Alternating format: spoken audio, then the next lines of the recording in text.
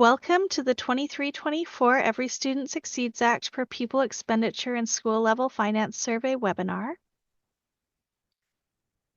Before we begin, I just have a few reminders. Please mute your microphone. During the webinar, please use the Q&A question to ask questions of the presenters. Please send any additional questions to ESSA-PPE, that's ESSA-PPE at cde.ca.gov for the first portion. There's a separate email address for SLFS questions. And for additional resources and tools, please visit the California Department of Education website.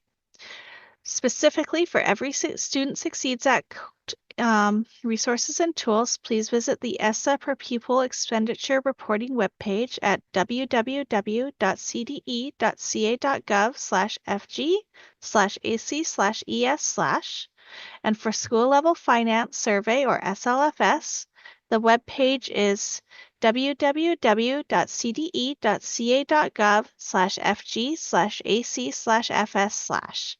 A recording of the presentation will be posted on the CDE website at www.cde.ca.gov/fg/ac/es/. Now for a brief introduction from our administrator, Masha Lutzuk. Morning. Thank you all for joining us. I'm the administrator of the Financial Accountability and Information Services Unit, and one of our responsibilities is to provide for the data collection for the Every Student Succeeds Act Per-Pupil Expenditures and School Level Finance Survey. We'll refer to these as ESSA-PPE and SLFS during this presentation. This year's collection is a bit different than the past years because we have updated the system to bring both surveys into one application. And this triggered a renaming of the web application to ESSA-PPE and SLFS reporting system. There are no changes with accessing the system. LEAs continue to use the system using one access code, and after you log into the system, there will be a choice to select either ESSA-PPE or SLFS survey. We sent out the codes in late December, and if your LEA has not received their code, please contact us by email at essa-ppe@cde.ca.gov. We will be expecting all of the submissions for both surveys to be completed by March 17th, 2025. And now I will turn the presentation over to Hillary to discuss the ESSA-PPE requirements. Thank you. Thank you, Masha. So for ESSA-PPE, the law specific to per-pupil expenditure reporting for state report cards is Section 1111 H1CX of the Elementary and Secondary Education Act, or ESEA. The annual state report card has minimum requirements with the per-pupil expenditures of federal, state, and local funds, including actual personnel expenditures and actual non-personnel expenditures of federal, state, and local funds, disaggregated by source of funds for each local education agency and each school in the state for the preceding fiscal year.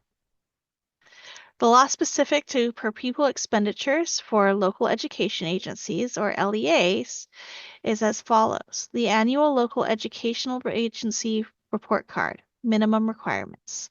The state education agency shall ensure that each local education agency collects appropriate data and includes in the local education agency's annual report the information described in paragraph 1C, disaggregated in the same manner as required under such paragraph, except for clause 8 of such paragraph as applied to the local education agency and each school served by the local education agency. So we have some additional resources on the CDE website as relate to ESSA-PPE. So the final non-regulatory guidance from the United States Department of Education, or the ED, the August 1st, 2018 guidance from CDE, as well as a frequently asked questions page, which was updated this year to include some additional frequently asked questions. And to access that, please go to our homepage, the CDE homepage, and enter the search section of the homepage as highlighted in this in the image. Please enter the search term ESSA-PPE, ESSA-PPE to find these additional resources. So one of the biggest updates we're doing this year is regards to student membership. LEAs may now elect to use census day enrollment, cumulative enrollment, or annual average daily attendance in their ESSA-PPE calculation. The CDE will preload the census day enrollment figure for each school, and the LEAs may elect to change the student membership to cumulative enrollment or ADA in the ESSA-PPE application. Please note that only one type of enrollment figure is allowed for the LEA. So an LEA may not choose to use a mixture of, say, cumulative enrollment and ADA in their reporting. Please also note that the CDE will verify all student membership data entered by the LEAs into the application. And we do plan to reach out to LEAs where the student membership is unable to be verified. LEAs not choosing to use census day enrollment may change their membership number by taking the following steps, and I will also be reviewing these in a brief overview of the application itself shortly. Under the 2023-24 reporting year overview, select Update, select the membership type to be used, review this brief statement regarding the membership type to be used and check the box, and select Change Membership Type. Please note that school districts and county offices of education may only select one membership type to be applied to all schools in their district or COE. Now, getting back to the calculation, the school level expenditure calculation is performed as follows. The school level expenditures, federal and state and local, plus the school share of central level expenditures, so federal plus state and local, divided by student membership. Secondly, the LEA level expenditures are also to be calculated, and that is the total of expenditures, so federal plus state and local, divided by the total student membership. So included expenditures are often something we receive questions about. The ESEA requires that per pupil expenditure calculations include actual personnel and non-personnel expenditures of all federal, state, and local funds disaggregated by the source of funds.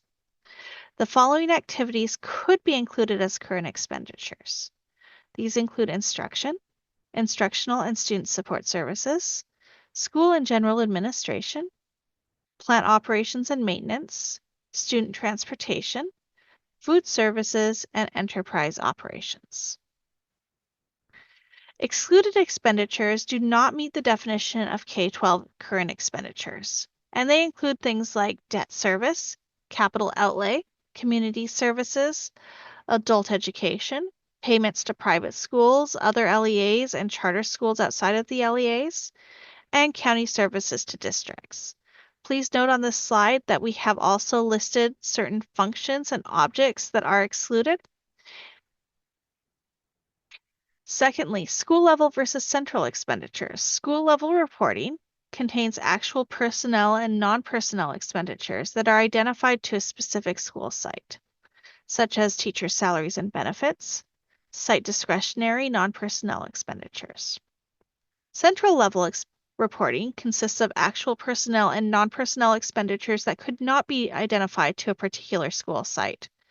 Some of these expenditures may include pupil transportation, food services, plant operations and maintenance, instructional and student support services, and general administration, such as the superintendent's office, board services, and fiscal services. The expenditures assigned to school level and central level may vary by district, and that is acceptable. Please make the determination based upon what is best for your LEA.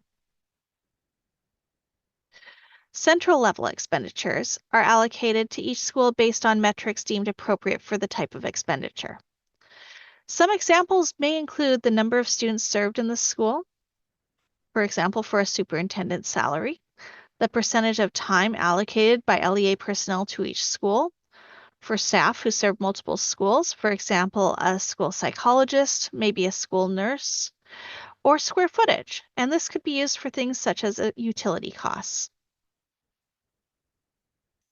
Finally, we often get questions about where this will be reported. This is reported in two places. It's reported as part of the Local Educational Agency Accountability Report Card, or the LARC, and this is available at www.cde.ca.gov/TA/AC/LE.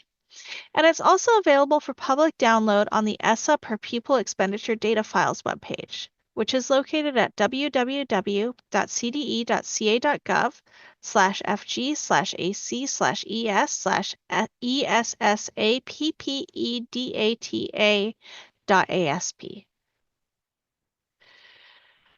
So, how this data is collected. This valuable data is collected through a web application, and the CDE has provided access codes to the superintendent and chief business official for each LEA and to the administrator for each direct funded charter school listed in the California School Directory. And the amounts can be hand keyed or prepared in Excel and imported in a comma delimited or CSV format.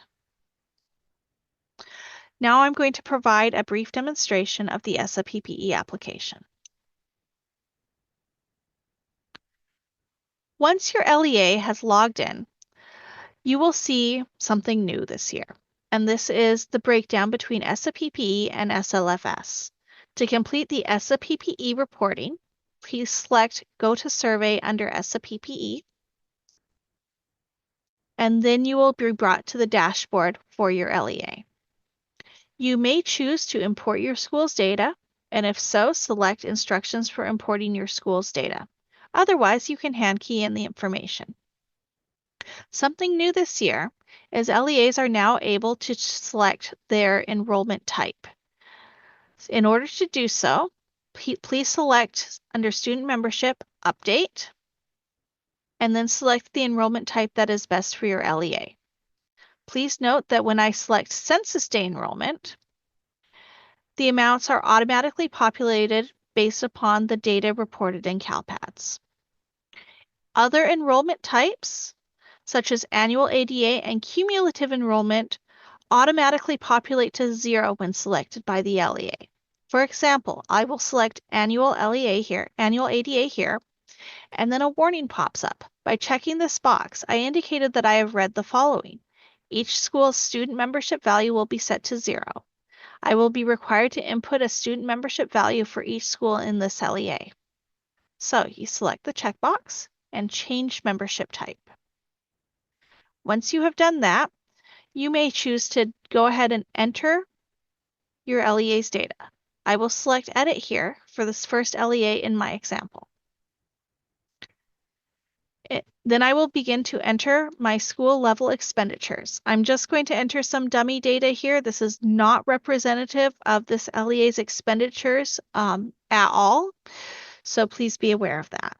So I'll just enter some dummy data. You may use Tab to navigate between the boxes if you so choose.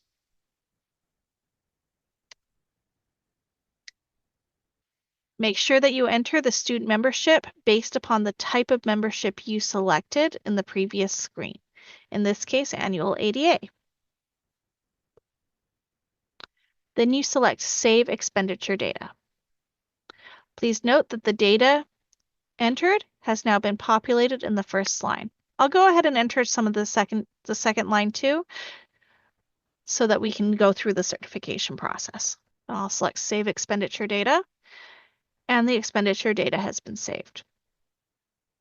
Now you must enter the LEA level expenditures. This data cannot be entered with the import. This is something that must be entered separately. And it is based upon the total amount for the entire LEA. So I'll go ahead, I'll enter the per pupil expenditures for the entire district from federal funds, and the total amount of state and local expenditures per pupil for the entire district based upon state and local funds. And then I will enter an amount for the excluded expenditures. This is not a per pupil amount, it is a total amount. So I'll go ahead and I'll just put in $10 million. as an exemplar, and then I will select Save. Now that I have entered all the data for my LEA, I may choose to certify my data. Once the data has been certified, you are unable to change it unless you reach back out to us at our ESSA-PPE.ca.gov email address so that we can decertify the data. Go to Certify and Submit.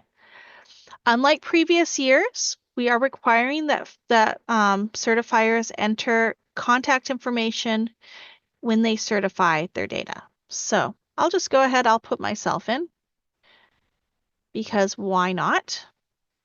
And I will put in my title.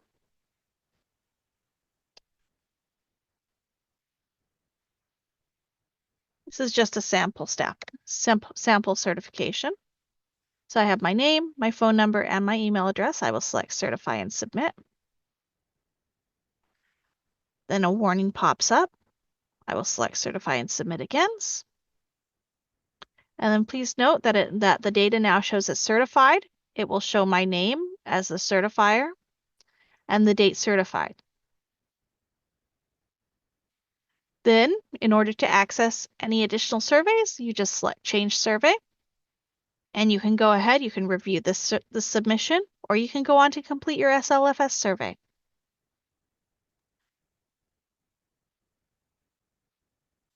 Now, a few common issues that we encountered last year were that the school level and central level per pupil amounts were sometimes entered as a total amount rather than a per pupil amount.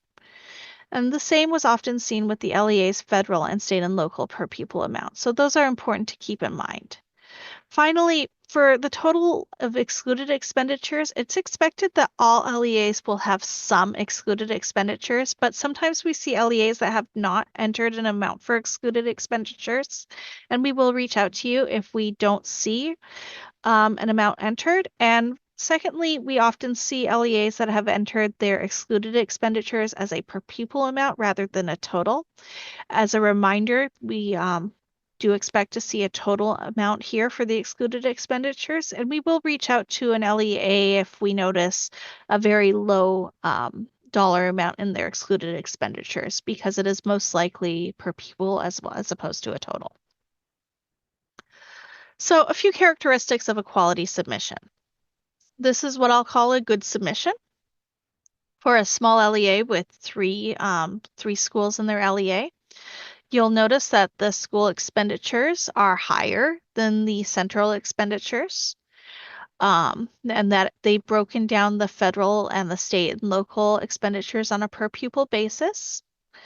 And the total expenditures are fall within a kind of the range of the LEA expenditures per pupil.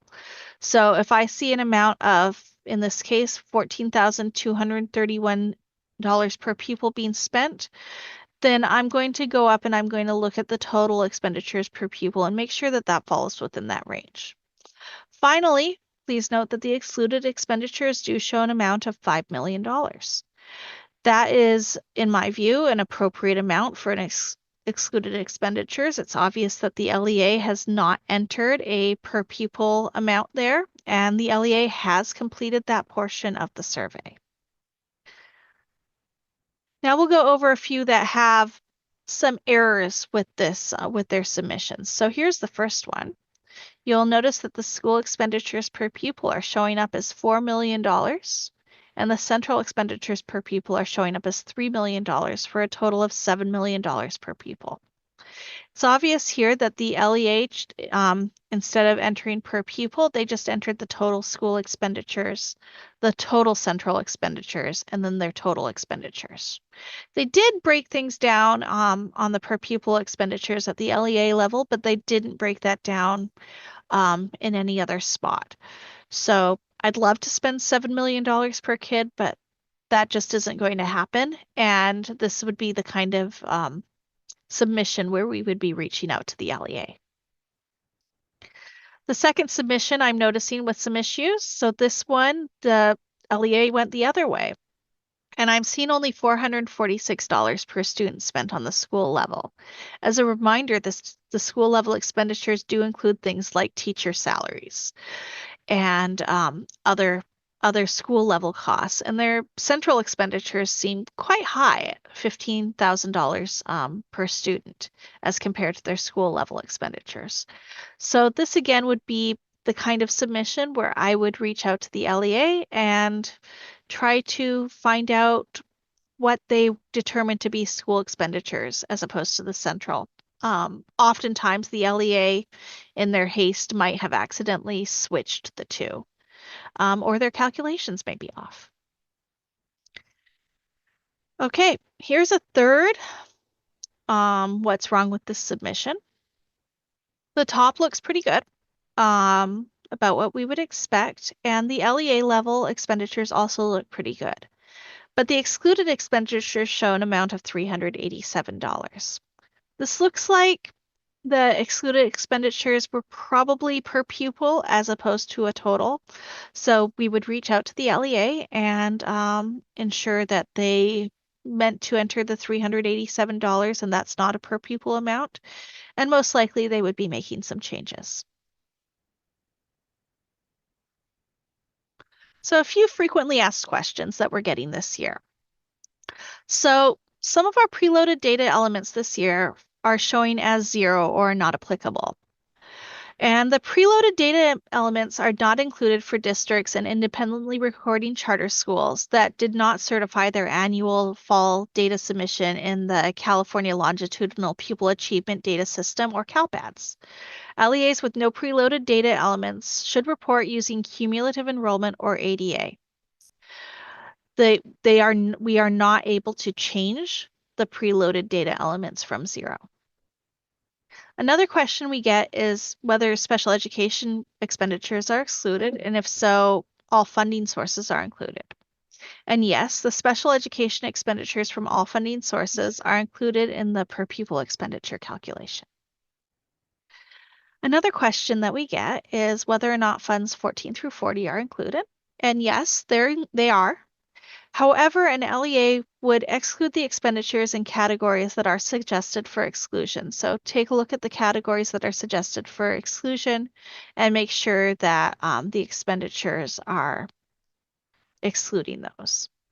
And another question that we were getting a lot last year is whether or not ESSA-PPE information needs to be approved by the LEA's board. And no, there's no provision within the law requiring that a governing board approve the PPE data. However, LEAs may want to develop local policies in which they present the data to their governing board prior to submitting it to the CDE, as it is of interest and also it is publicly available. So any other questions about ESSA-PPE can be emailed to essappe@cde.ca.gov. And now Rigo is going to share some information about the school level finance survey. Larry, while Rigo is getting his screen up and running, can you spend a little bit of time talking about one district, one school, school districts? There are a few questions, but they're fairly generic. For example, how do we report if we're a single school LEA? Sure. Thank you. Absolutely. So it's expected that even single school LEAs would have costs that are traditionally attributed to either the central level or the school level. For example, superintendent costs are traditionally attributed to as central level expenditures, whereas some of the costs associated with classroom instruction, such as teacher salaries, would be included in the school level. So as you make those determinations, then that will help you break things down into central versus the school level on the per pupil basis. And so, yes, that does need to be completed by all LEAs, charters, as well as our small school districts. Another question is, are there any excluded resource codes, or is this all resource codes? And technically it's all resource codes. However, you need to look more at what is being done with the funding and make the determination about whether or not the specific funding is related to providing the instruction as required. So, for example, if it's a resource code applying to adult education, you probably don't want to include that in your ESSA-PPE calculation. Another question is, can a school show zero for central expenditures and include all of them in the school expenditures? No, please break those down. Please break those down. As I said before, central expenditures are superintendent costs, board costs, all the functions that would normally be performed at the by a central office. Let's see. Another question is, last year we were told to use cumulative data, enrollment data from our website. Is that no longer the case? Now you do have a choice. You can use cumulative enrollment data, but you don't have to.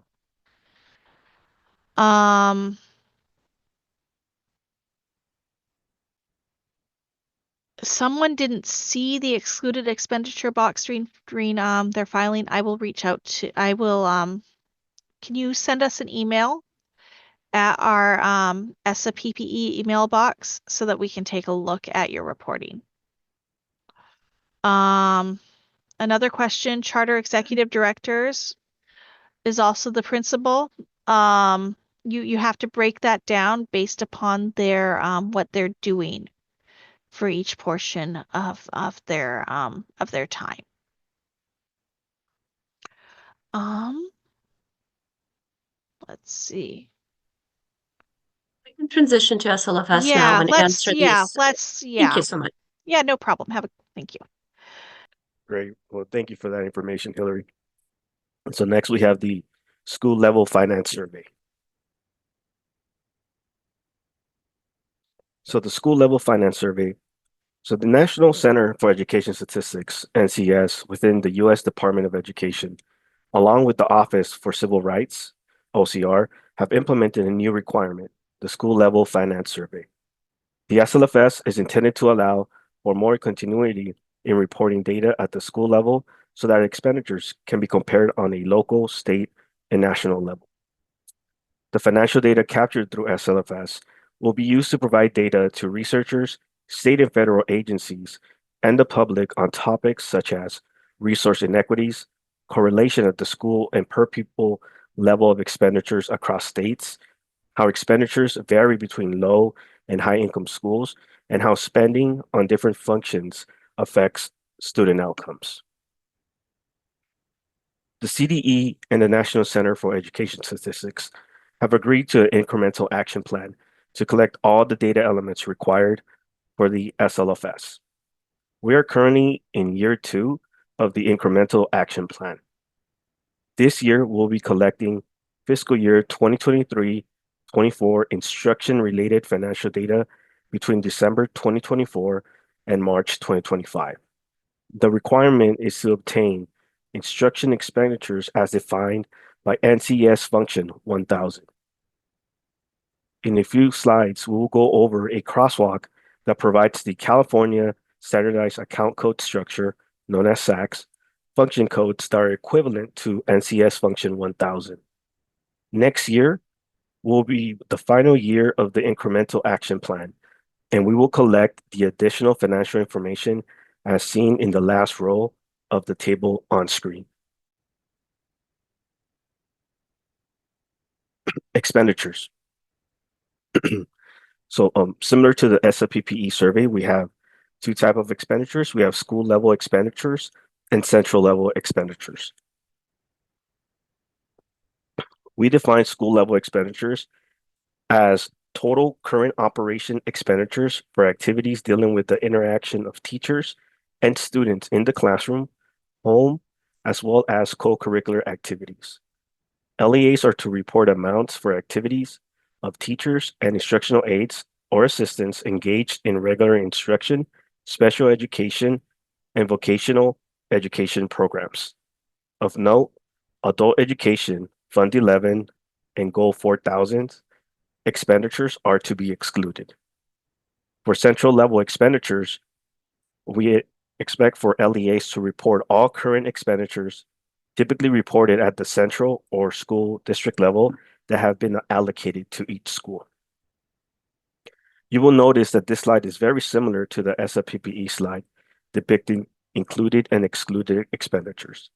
In essence, the data collection will be the same as the ESSA-PPE, except that you will be providing an aggregate amount, not a per pupil amount. So fiscal year 2023-24 reporting. On screen, you have the crosswalk applicable to this year's data collection. We have determined that NCS function 1000 is equivalent to SACS functions 1000, 1110, 1120, 1130, and 1190. Here is a graphical representation of the formula to obtain NCS function 1000. You will notice that the formula is very similar to the SLFS calculation. The main difference between both collection efforts is that the aggregate of the expenditures is not divided by student membership. On screen, you have the previous formula modified to include the crosswalk information. A friendly reminder, the amounts calculated are expenditures.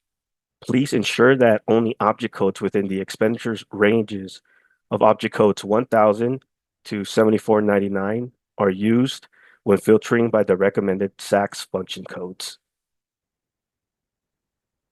We understand that there are some LEAs that do not use the standardized account code structure, SACS, and therefore defer to their expertise in determining the equivalent to NCS function 1000. We highly recommend for those LEAs that do not use SACS to document how they arrived at their calculation. Now, for fiscal year 2024-25 and beyond. The following slides are provided for your general information, and they provide crosswalk information for the future reporting requirements. This is data that will be collected starting December 2025 to March 2026 and annually thereafter. I will be briefly presenting this information. Do note that an in-depth webinar will be provided once the data collection application has been updated for the new data fields required. In future years, not only will we collect NCS function 1000, but we will also be collecting NCS functions 2100, 2200, and 2400. So on screen, the first row, we have the information that has been presented for NCS function 1000. Next, we have the NCS function 2100, known as Student Support Services. And we believe this is equivalent to SACS function codes 3110, 3120, 3130, 3140, 3150, and 3900. Next, we also have NCS function 2200, known as Instructional Staff Support. And we believe the equivalent to that in SACS function codes are 2100, 2130, 2140, 2420, 2490, and 3160. And last, we have School Administration, NCS function 2400, and that is equivalent to SACS function code 2700, School Administration.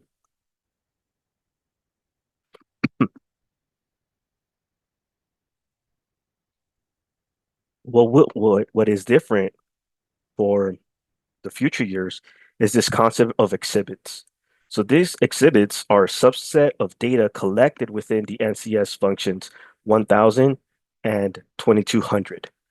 These exhibits will require a filtering of SACS function codes using specific SACS object codes. Additional information about the exhibits will be provided in future webinars. And just a friendly reminder that for the current reporting period, we are only collecting NCS function 1000 data. And now I'm going to briefly pause as I prepare for the live demonstration. Okay, perfect. So now similar, we enter into the uh, into the application. In this case, we're going to select the SLFS survey. And if needed, here we have a brief survey description. It provides the same information that's been provided in this presentation, as well as more of the federal codes associated with this collection effort. And we also have a link to the SLFS webpage. Now to get started with the survey, we select the button that says go to survey. You will notice that it looks very similar to the ESSA-PPE component. And we first start off with the name of the school district, and we have the names of the schools associated with the school district.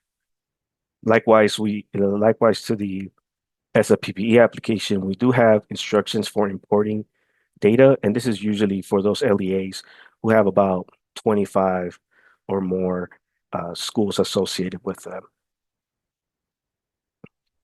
So now to get started, I'm going to go over and select the edit button.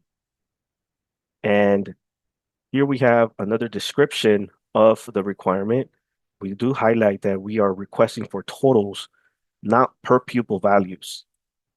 Additionally, we do have a description or the definition of the crosswalk highlighted as well. Therefore, the user will be able to quickly reference what is being requested here. So for total instruction, because this is for the school level as a whole, we could input an amount. This case, we'll put in 3,500,000, and this is just example data. And for school instruction, we'll input 175,000 or the school share of central expenditures. We click save, and now we move on to the second school. We select edit. We input an amount. This case, we'll put 3,250,000. And because we established that the school share of central expenditures for all schools was 175,000, that's the same amount I'll input in this box. So now you see that information has translated over to the summary box. Excuse me. So now after we have confirmed our information, we select the go to certify and submit. Similar to the ESSA-PPE survey, it's going to have a checkbox. In this case, we input our information. So we'll put in Joe Bruin, and then for title, we could have the CBO, and then we input a phone number, and we could just put Joe. Okay, certify and submit. And then we have one more dialog box, and it says, please note that once you submit the certification of your data, you will not be able to change it again without contacting CD. We select certify and submit. And now we see that the submission has changed to the submission status of certified. And you can see also that there are no edit options available now. Now we go back to change survey.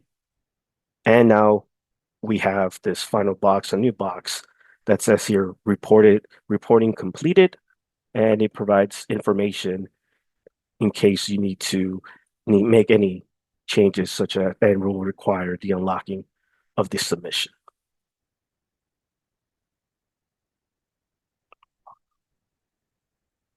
Okay, so now I am going to complete my presentation. 1 second. So on screen, you have frequently asked questions. First question that we received, what does my LEA have to do to meet the SLFS requirement for fiscal year 2023-24?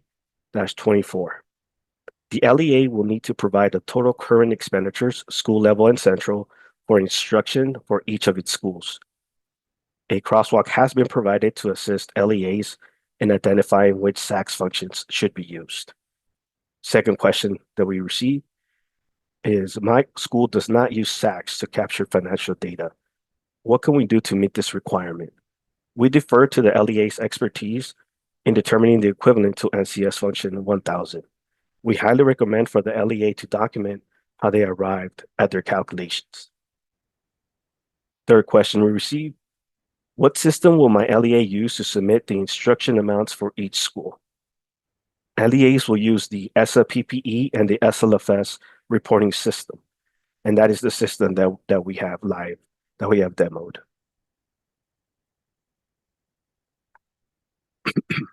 So additional information, guidelines, and resources can be found at the bottom of the SLFS webpage, and the URL was provided at the beginning of the slides. So these resources provide direct information about this federal requirement, as well as general information related to the collection effort. If you have any SLFS questions, please feel free to email us at slfs@cde.ca.gov. And with that, we will now turn over to Q&A and answer any questions that you may have. Rigo, one of the common questions is, it would be helpful to know if exclusions are the same for SLFS as ESSA-PPE, excluded expenditures. The exclusions in the ESSA-PPE are more robust, but we could say, I would argue that yes, they'll be very similar. Okay. I'd like to add that for this and other questions, we will go back and see if we can update our FAQs to make those answers a little bit more helpful for you. Okay, do we have any other questions? Let's see. There's a question, are the total LEA level expenditures before dividing by pupil count reported gross or net of the excluded expenditures? And I believe the excluded expenditures are not factored into any of these calculations, meaning they have to be excluded first before any of the expenditures are divided by the pupil count. Is that correct? That is correct. Thank you. Okay, we have one here for a charter school, for a charter or single site LEA. Is it reasonable for central expenditure for function 1000 on the SLFS to be 0? For that one, I am going to have to get back to you, Mike. That I believe we've addressed that question before, and I do not want to misspeak at this time. So we'll answer that one. Please, if you could just provide us your email address, and then or just email us to ESSA-PPE or SLFS, and then we'll respond to your question. Thank you.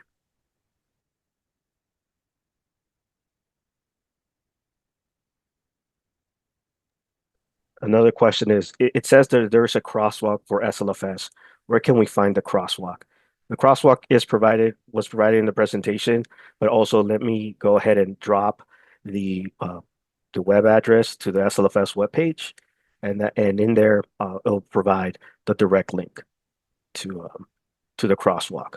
And Hillary, can you handle some of the questions as I work on getting that link?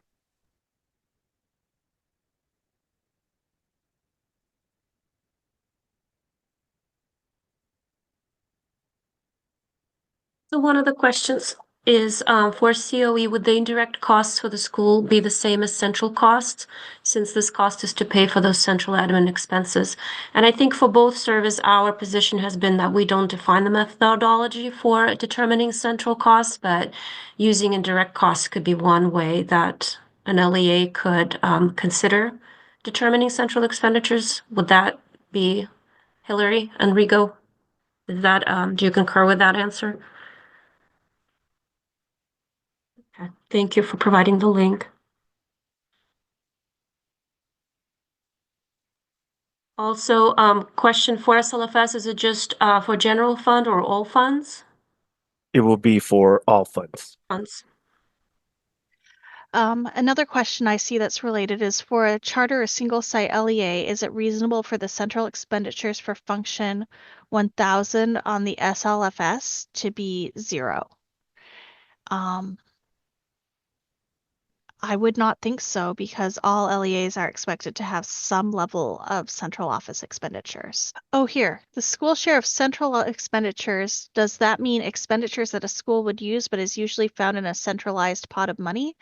So the central expenditures are the expenditures that are normally attributed to like a district office or the centralized administration. So things along the lines of board expenditures, superintendent expenditures, some of the financial administration expenditures. It's not based upon a centralized pot of money per se. We have a question from Lena. So if I'm understanding correctly, we need to include all expenditures as for the ESSA-PPE, but not per pupil, just total expenditures per school. That is correct. As for the, there was a comment. I don't see the crosswalk for SLFS. Can you please share again? And that is in the chat. I provided the link, and when you scroll down towards the middle of the webpage, it will have the crosswalk. So there was a question, just to clarify, are central expenditures just district office costs, and what differentiates LEA level expenditures? So LEA level expenditures are expenditures that can be attributed to a specific LEA, and central expenditures are expenditures that are attributed to an entire district or as I mentioned earlier, board and superintendent costs. The determination regarding how to divide these up, at least from the ESSA-PPE perspective, is a local decision. So deciding how to differentiate the expenditures is a determination that you can make at the local level. We have another question. Would the school share of central expenditures be the same as on the ESSA? And the answer to that is no, because we are, for the SLFS, at this time, we're only looking at strictly at instruction. Therefore, we expect to see the central level expenditures associated with instruction to be a lot less than what's being reported in the ESSA-PPE. That is a good question for the question. For a COE, would the indirect costs for the school be the same as central costs, since this cost is to pay for those central admin expenses? I think we need to we'll do some research and get back to you. I think I already brought it up earlier. I'm sorry. I think I brought it up earlier because it has to do with the fact that central costs are left up to the LEA to determine how the methodology is determined. For another comment, board and superintendent costs would not have a function 1000. That is for the SLFS. That is correct. Function 7200. I'm sorry. I believe it's function 7200. That will be for board and superintendent costs. Another comment is I am having trouble determining examples of central costs for function 1000. Would an example be professional development function 1000? We don't have superintendent costs coded to function 1000. So what we're looking for that is primarily it will be there are some school districts, some LEAs who have teachers who are providing, let's say, special education instruction, but due to their size, these costs are being held at the school district level, and then they travel to different schools providing instruction. So in that case, all those costs will be then divided by all the different schools that teacher is teaching at. That is what we anticipate the majority of the central level expenditures for instruction to be. Rigo, are you able to do a screen share where the crosswalk is on our webpage, just so everyone is aware? Yes. Okay. That would be great. And then while Rigo is pulling it up, I wanted to thank you all for your great questions. It really helps us get a understanding of what the needs are. And what we will do post-webinar is we will review the questions. A lot of them were very similar. I think what we'll end up doing is perhaps making an update to our FAQ pages. There's an FAQ page for both ESSA-PPE and SLFS. They already address a lot of the information that we covered, but maybe just in a different format. So we'll see if that can be improved. And if we do end up updating those pages, we can do an email out that says we've updated some of the information. And then when you log on to our webpage, you can see the updated FAQs because we update the date right next to them. But we do encourage you to refer to those because they already do contain a lot of the information that we covered here. Thanks. Rigo, go ahead. For the SLFS webpage, it's the link, it's cde.ca.gov/fg/ac/FFS/. And once we arrive to the SLFS webpage, we scroll down past the implementation schedule, and then we have the calculating SLFS data section and figure 1A, NCS functions to SACS functions. This is the crosswalk that we presented. And Masha was mentioning FAQs. From the SLFS webpage, if we scroll down to the resources section, we have the link to the frequently asked questions. And then we do have dates so it's the question and we provide the date that we last updated those questions. We have the expand all option here that provides all the answers to all the questions, or if you're just looking for one specific question, you can scroll down, let's say for question number 10, and it provides the information. I'd also like to read out loud some of the suggestions because I think our Q&A chat turned into a suggestion box a little bit. There was a comment for needing more ideas of what could be considered school share of central cost. An idea that Nicole has shared is other examples could be psychologists or program specialists that are district level and travel to schools. So this was relating to the SLFS discussion, instruction central costs. Thank you for the suggestion. So we're at 10:56. Thank you everybody for attending. Once the webinar slides are formatted for posting to our webpage, we will provide the webinar on our website. It might take a few days. Thank you very much for your active participation. And as you are new to this, we are also quite new to this and navigating these new requirements with the guidance that we have from the federal partners. We're trying to make the best that we can with the information that we have and the resources that we have. So we appreciate your questions because it helps us improve these surveys. Thank you very much.